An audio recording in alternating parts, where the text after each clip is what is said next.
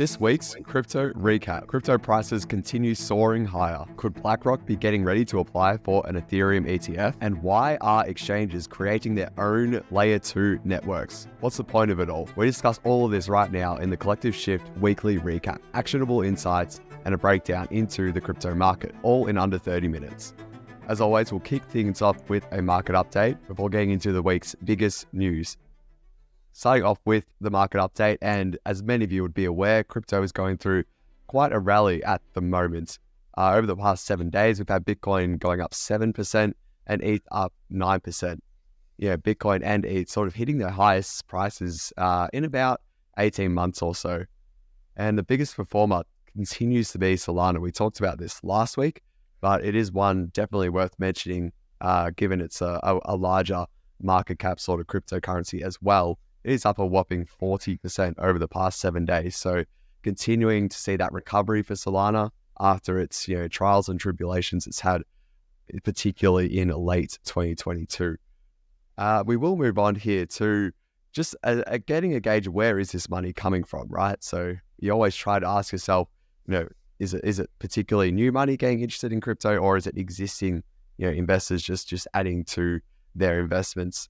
Here we have some data from the really good team over at CoinShares, which generously shares weekly insights, really just aggregating all of the inflows into crypto investment products that are listed around the world. And they've actually found that their investments into these particular products is rising at the fastest rate since the 2021 bull market. So flows into these products continued with a whopping 260 million in inflows last week. And that is, more importantly, is the 6th straight week of positive inflows. So we might talk a bit about where else this demand may be coming from. As I hand it over to Nick, how are you going, Nick? Yeah, I'm going really good. We had a big weekend at Oz CryptoCon, so happy to dive into that maybe later in the pod. But perhaps, as you talked about, ETH was one of the big gainers this week too. It was pretty much fueled by news about BlackRock looking to file a possible Ethereum ETF application with the SEC. Now, they haven't actually pulled the trigger and registered this product completely at the moment, but what they have done is sort of started to create an Ethereum trust with some official US bodies and sort of laying the groundwork for a possible Ethereum spot ETF. Which I thought really galvanized the Ethereum community. A lot got really excited about this news. As we're sort of seeing, perhaps they're really comfortable with potentially going to get a spot Bitcoin ETF, and now they're really looking to broaden their horizons and not just look at Bitcoin, but possibly other cryptocurrencies, starting with Ethereum. Nice, thanks for that update, Nick. And yeah, ETF's been all the focus of this year in particular. It looks like that may continue, obviously, into next year, and a focus more so onto Ethereum. So speaking of maybe just institutional interest in cryptocurrencies and getting into the digital asset space, we've seen the likes of BlackRock and large asset managers. But one thing that we've been keeping an eye on is even the institutionalization of even just trading cryptocurrencies and providing that more a professional sort of background and them coming into this market, which has been something in particular that's been notable in the past few years with certain, financial institutions sort of opening their own trading desks. One way to sort of look at this is in Bitcoin futures in particular. So, they're typically professional traders are more akin and more likely to be trading derivatives. And, a simple metric that you can track is just open interest, which, to really simplify it, is just how much volume is out there currently in the derivatives market just for Bitcoin or the futures products in particular. And we've seen CME, so the largest sort of derivatives exchange in the world, they've actually now hit the top rank in terms of open interest for Bitcoin futures. And they've actually now surpassed Binance, which for as long as I can remember has been ranked number one in the industry in terms of just open interest for Bitcoin futures. Why is this significant? What's it relevant to you? I know I don't normally trade derivatives or anything, but for me, even it's important because it's another signal that, we are seeing this professionalization of the space, which is desperately needed, in my opinion, and coming from, an institution like the CME, very familiar name, and builds that trust really within within, well, regulators in particular, as well as just helps, create a more professional industry, really. So that's just something, to take note of. Nothing too major, but another good sign that we're seeing this trend continue. Yeah, I guess another important news story to keep track of is this really movement of Ethereum L2s working with exchanges, and exchanges looking at adopting Ethereum L2s. We saw Base perhaps be the biggest use case so far this year with their Base chain, which was a pretty much a resounding success back in August. Now we're seeing Kraken, one of the largest exchanges, look to partner with possible other layer 2 networks and other builders in the space, such as Polygon, Matter Labs, and a few other sort of teams to build out a possible layer 2 of their own. So we're really seeing a real trend of, well, back in 2021 and even before that, we saw exchanges launching their own L1s, for example, with Binance. But now we're seeing this move, not L1s, but partnering with Ethereum L2s and creating their own Ethereum-backed networks. So yeah, really excited to see this. And I know you also saw something else, Matt, about OKX, and Kraken isn't the only one looking into this sort of model. Yeah, for sure. We've seen a lot of speculation over Polygon's upcoming announcements. We know that there was one on November 9th and November 14, I believe, is the next one. And some people have already sort of looked ahead into their GitHub repos and seen that it's very probable that announcement will be related to OKX, one of the world's oldest and largest exchanges, launching their own sort of chain on Polygon's ZK EVM. So again, that trend continuing. Interestingly, there, OKX sort of was, if that turns out to be true, they were the first to sort of build a relationship with Arbitrum in a way and have that first, native onboarding onto OKX and going directly to Arbitrum, which was a big help for Arbitrum in getting that off the ground. It's also notable, that exchange, because they also have their own sort of blockchain as well, their own layer 1, or at least they're sort of connected to it with that, OKX chain, I believe it's called. So a lot going on there, and a lot of exchanges trying to capitalize this. You may be wondering out there, do we really need like another L2? Like, how there's starting to get maybe 10 to 20 L2s on Ethereum that are already live, and we know there's a bunch more coming. So I might just like pose this to you, Nick. Just why is this even needed, do you think?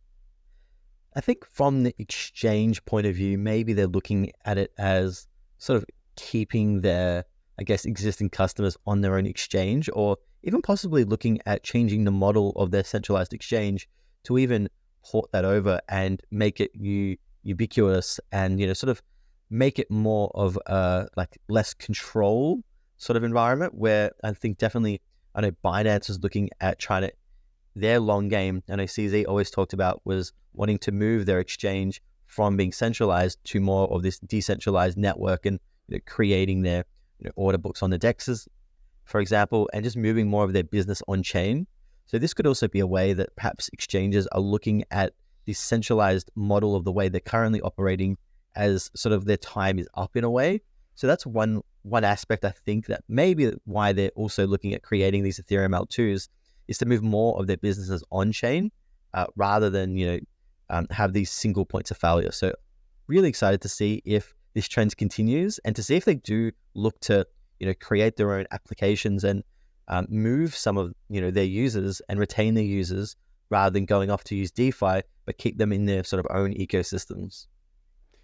Yeah, that's one thing I head into next year will be really interesting to see, does it even hurt in a way, Arbitrum or OP Mainnet's ability to get like completely new users who have never used crypto before, given that sort of way you can only really get involved into crypto these days is going through a centralized exchange. And if they're all sort of launching ones or being affiliated with a particular layer 2, you would think that that may hurt the ability of Optimism or Arbitrum.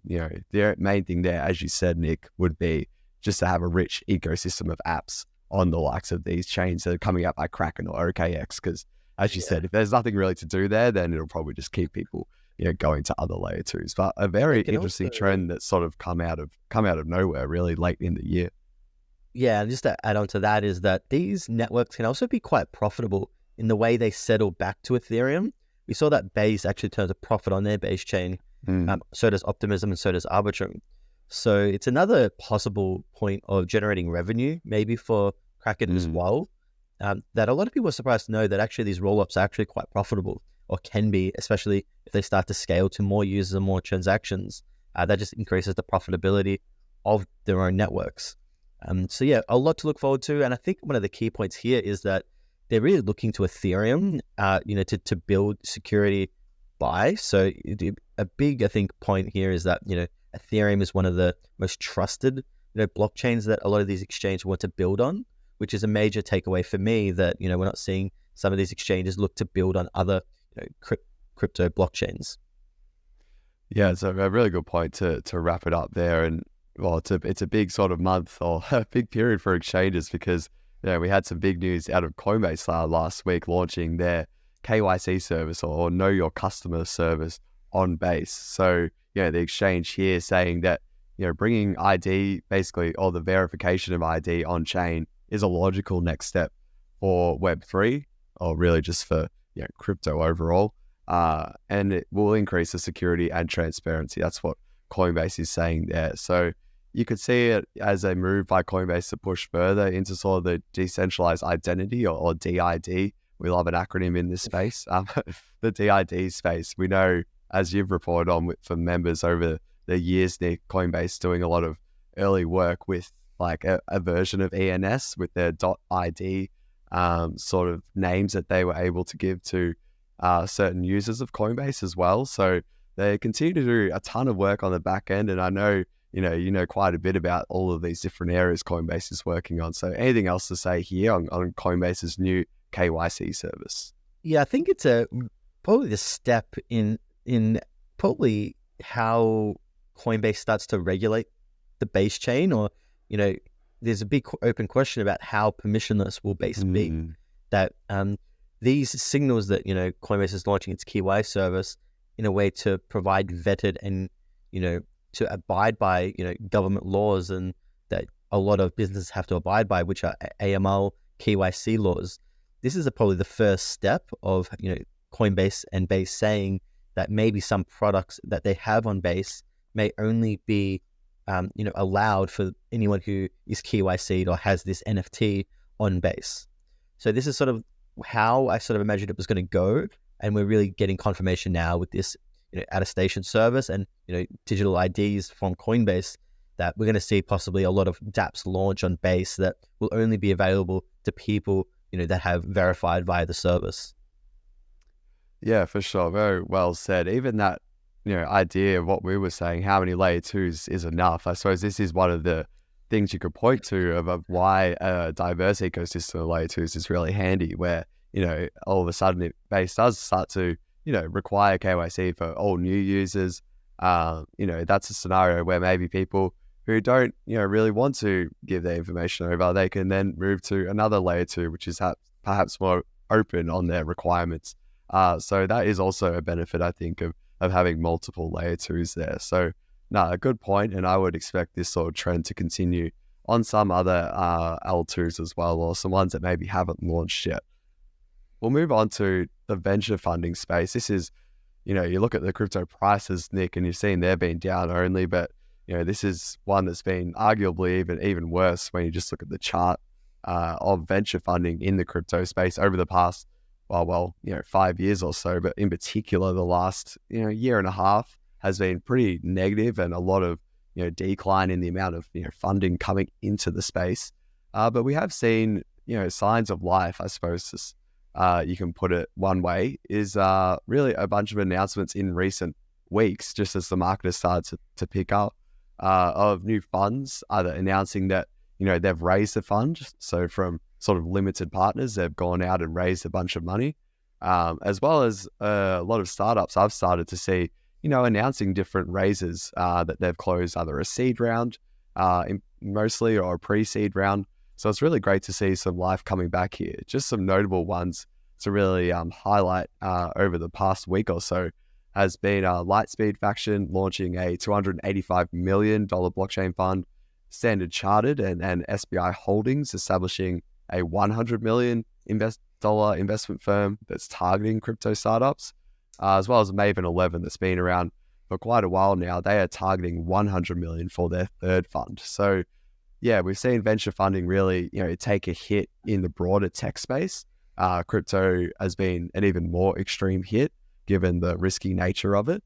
But like all things, they go in cycles, and I think we're starting to see that uptick as well. I know, Nick, you've seen some startups as well, announcing different raises over the past month or so. So it has been a noticeable tick up after a quiet sort of winter period. Yeah, it's also important to I guess contextualize it, because I know looking in the research team ourselves, we see some metrics that are perhaps really laggers, and VC funding is definitely one of them, that it takes 6+ months before deals that have actually come out, were signed and created.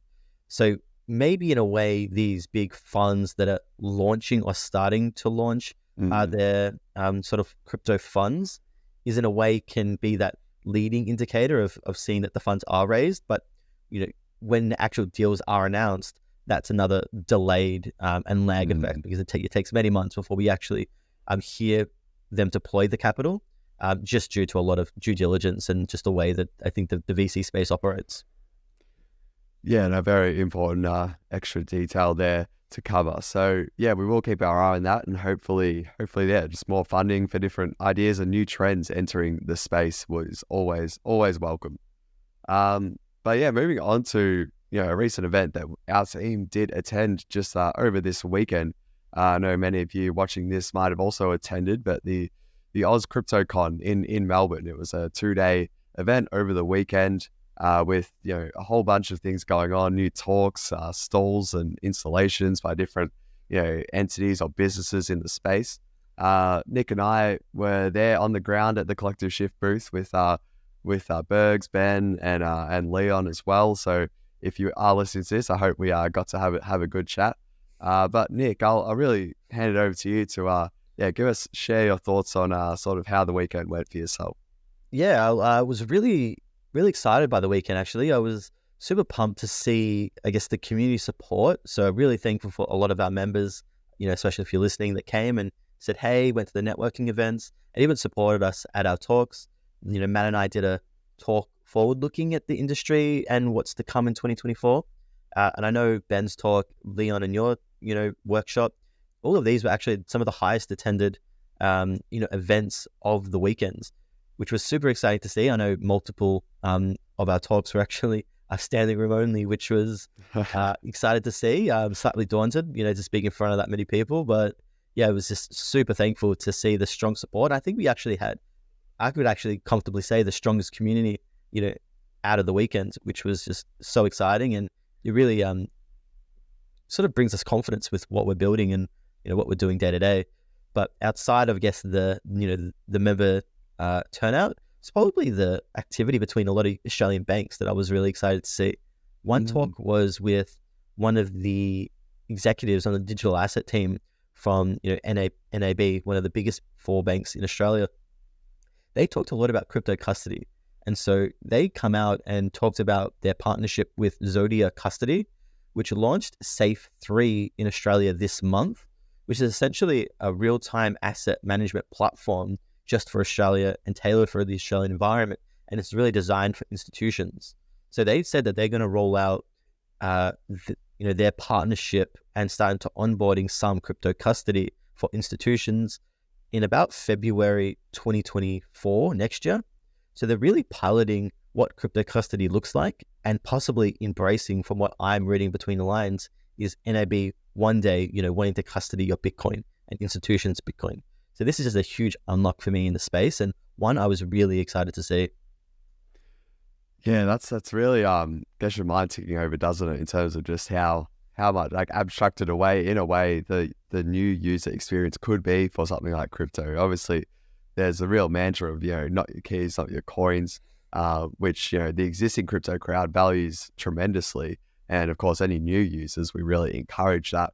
But reality is, for many out there, even after knowing that mantra is a thing, they would still prefer the convenience and just to take the pressure off custodying their own cryptocurrency, which is still a big problem for new users in particular, just to trust someone like a bank like NAB who has a lot of, I guess, experience in, custodying and handling in a really secure way different sorts of assets. So that is something that, I can definitely picture coming down the line.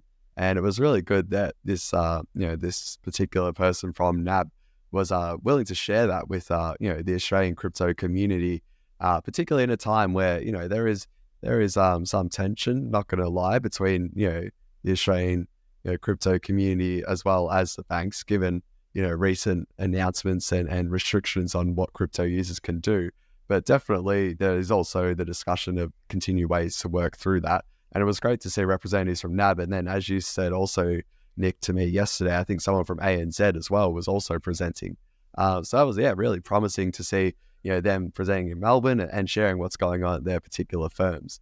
PayPal is another one that I'd like to highlight as well with, again, they have their team, their Australian team is based in Sydney. They have some Melbourne, teammates as well, or team members. And they were presenting on giving some updates as well on the state of their stablecoin. Again, we've talked so much about why their entry into the space is so important.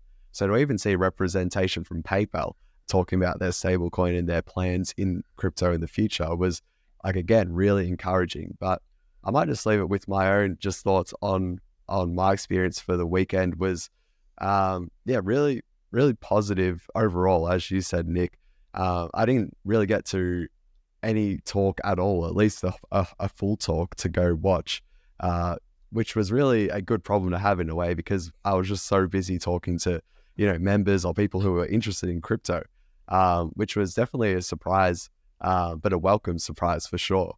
Something really more anecdotal, I suppose, over, I don't know, 100 or so conversations over the weekend, I would say there was only really a handful of people who had never invested in crypto before, and were completely new to the space. So again, that sort of ties into what we've been seeing, Nick, in terms of the metrics we've been watching for retail interest, that we sort of value pretty highly. And that's also has been saying the same thing, where the new interest in crypto is only just starting to come back, which again just sort of gives you an understanding or some context around what might be driving up price in recent weeks, which I strongly believe is more so to do with some leverage, as well as just existing crypto investors sort of continuing to accumulate. So that's just a more anecdotal experience that I'd like to share today, but definitely a very successful weekend overall, and already looking forward to next year's one next November in Sydney. But Nick, I'll hand it over to you for just a rapid fire sort of overappreciated and underappreciated, either one. Which one have you got for us this week? This week I've got more stablecoin talk, just because you can't really underestimate the power of stablecoins in the market, and their power is a key metric to follow. One I've been looking at very closely, and I know I mentioned in the past, I think overappreciated section, was how the stablecoin total market cap looked like it started to bottom. We hit at just below, I think it bottomed at about 120 billion. Now it's sort of rebounded towards that 125, 124 billion rate. We saw a notable uptick, which I was looking on chain, and I'm seeing a lot of this correlated with Tether. More Tether has been printed in the market. So really excited to see possible bottoming of this, crypto stablecoin market cap, which kind of hints at possible new liquidity possibly entering the market. And of course, this is just a huge catalyst, because it means more liquidity comes in, and it means the more they want to do on chain, which then, may drive up possible altcoins, may drive up Bitcoin and ETH, but also just drives up daily active wallets, day active users, and a lot of these core metrics that, especially total value locked. So really excited to see possibly more liquidity entering the ecosystem. And this is one I'm just going to continue to watch, and hopefully we see that maybe we've witnessed sort of a bottom of this total market cap. And yet I'm really excited to see how high this can actually climb up into the next cycle. I know we saw it reach a peak of 180 billion in the last cycle. And I know like the likes of Circle, USDC, they're talking about trying to make USDC, a 500 billion, $1 trillion market cap one day. So very ambitious goals, but with things like PayPal USD entering the market too, really excited to see how high stablecoins total market cap can drive. Yeah, definitely. You've reminded me of even just memories like even last week when there were, bots or things on Twitter or X as it's called these days of where they share when Tether has minted, a new 10 million or 100 million Tether has been minted.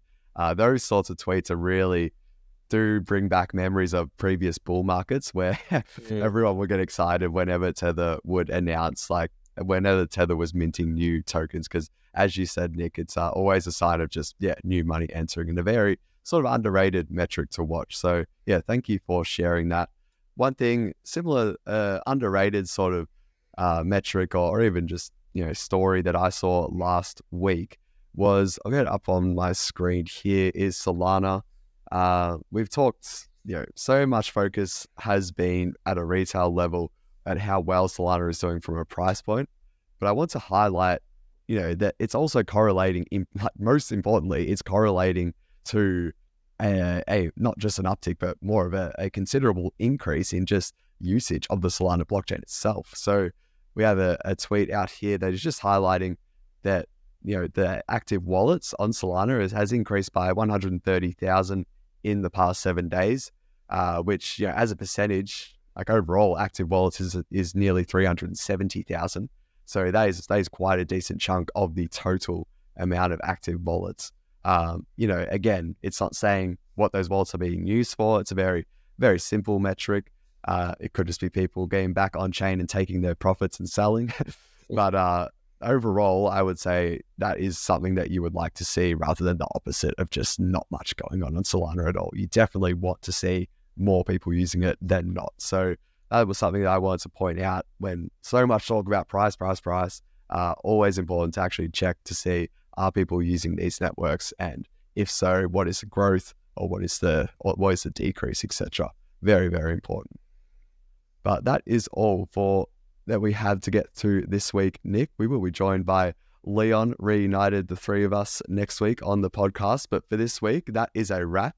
If you are looking for more insights, you do want to see our revamped weekly Shift newsletter, providing free weekly market insights every Friday.